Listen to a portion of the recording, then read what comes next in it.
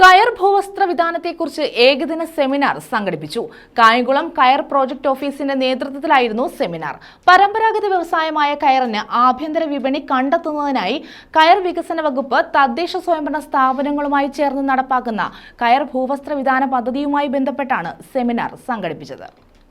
പരമ്പരാഗത വ്യവസായമായ കയറിന് ആഭ്യന്തര വിപണി കണ്ടെത്തുന്നതിനായി കയർ വികസന വകുപ്പ് തദ്ദേശ സ്ഥാപനങ്ങളുമായി ചേർന്ന് നടപ്പാക്കുന്ന കയർ ഭൂവസ്ത്ര വിധാനത്തെക്കുറിച്ചാണ് കായംകുളം കയർ പ്രോജക്ട് ഓഫീസിന്റെ നേതൃത്വത്തിൽ ഏകദിന സെമിനാർ സംഘടിപ്പിച്ചത്.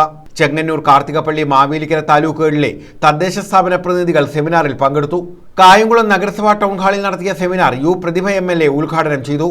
തൊഴിലുറപ്പ് പദ്ധതിയെ സജീവമാക്കാൻ അതുകൊണ്ട് പ്രസിഡന്റുമാർ ഞങ്ങളെക്കാൾ ഒരുപാട് റോള് പ്രസിഡന്റുമാരാണ് ചെയ്യുന്നത്. പ്രത്യേകിച്ച് ബ്ലോക്ക് പഞ്ചായത്ത് പ്രസിഡന്റുമാരാണ് തൊഴിലുറപ്പിൽ ഏറ്റവും കൂടുതൽ അവർക്കാണ് അതിൽ ഇടപെടാൻ കഴിയുന്നവർ. അതുകൊണ്ട് തന്നെ ഇനി വരുന്ന പദ്ധതികളിൽ പരമാവധി നമുക്ക് അത്തരത്തിലുള്ള നമ്മുടെ പ്രൊട്ടക്ഷൻ വാൾസ് ഒക്കെ നിർമ്മിക്കുമ്പോൾ കുളമാണെങ്കിലും ചെറിയ തോടുകളാണെങ്കിലും അതിൻ്റെ സൈഡ് പിന്നെ ഇത് കുറച്ച് നാൾ കഴിയുമ്പോൾ പോകും എന്നുള്ളതാണ് ആൾക്കാർ പറയുന്നത്. പക്ഷെ തുടർ പ്രവർത്തനം ചെയ്താൽ മതി.